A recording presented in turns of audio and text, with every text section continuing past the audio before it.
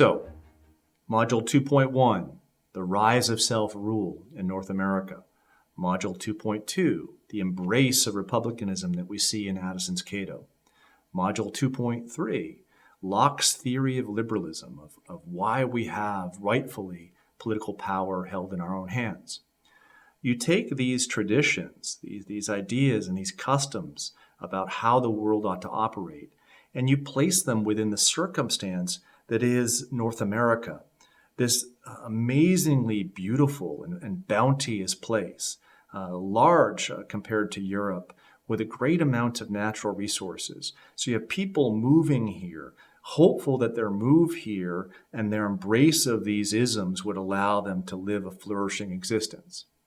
And then at the beginning of the 18th century, you begin to see a change take place, perhaps what you might call the development of an American national identity. Now, it will continue to be transformed over the 18th century after we have the First Great Awakening and after more events take place across North America. But one of the things that we see that's very, very interesting in the development of what would become the United States is the great amount of material and economic growth. So here's an important fact to remember. Between the years 1650 and 1750, the American economy grew at an average rate of 10%. Now that may seem like not a big deal to you, but we celebrate, not in COVID 2020, but we would celebrate in any other year, a quarterly growth of GDP or GNP of 2 or 3%. The American economy grew at a 10% clip, which means it was doubling every 7 years between 1650 and 1750. And I've mentioned the benign neglect shown by the mother country to the colonies, but at a certain point, eyes were diverted to what's taking place in North America, and there's this realization, right, that these Americans are living well, and they are living well under the auspices of British government and British protection against Indians and other groups and other nationalities that have a foothold on the North American continent. And they ought to pay for that protection. They are Englishmen, and they ought to pay deference to us as their authority.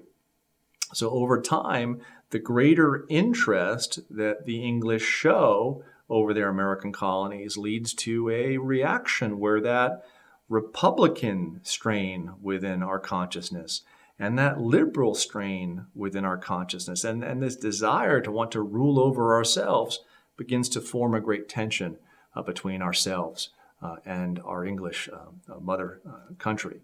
So what do we do in this situation? Well, we declare our independence.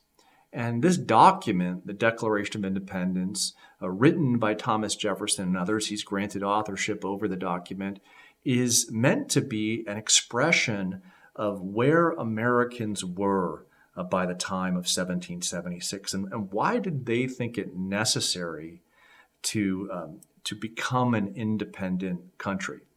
So one of the great things about, there are many great things about Jefferson's Declaration of Independence, but perhaps the greatest genius within the document is in Jefferson's ability to make an appeal to Americans of all different stripes. I mentioned the Puritan American, and then the Quaker American, and then the Tidewater American, and then the Scots-Irish American. Every single one of those Americans who have a definition, a particular definition of liberty, can find their definition of liberty in that document. If you are driven by your love of God or of Reformed theology, you can find within that document, right, the presence, right, of a Reformed appeal, that it is God that has endowed us with this inalienable rights, to life, liberty, and the pursuit of happiness. And what Jefferson does is he takes all of these various interests that make up the American mind at the time, and he's able to make an appeal that shows not simply that this is an American document, but that what is being stated in this document is right, plain and simply. So what's stated? What are the principles of the document? Well, the first principle of the document is taken right from John Locke, that there is such a thing called human nature. And what does it amount to? We are endowed, right, with certain inalienable rights to life, liberty, and the pursuit of happiness. Secondly, governments are instituted to secure those rights. And then thirdly, when those government, instead of securing those rights, take away those rights, make us alienate our rights, make us give away our rights, then those governments must be replaced. And Jefferson says that we have a duty as Americans to declare to our fellow men, our fellow countrymen, but to the world, to public opinion, our rationale for doing what we're doing.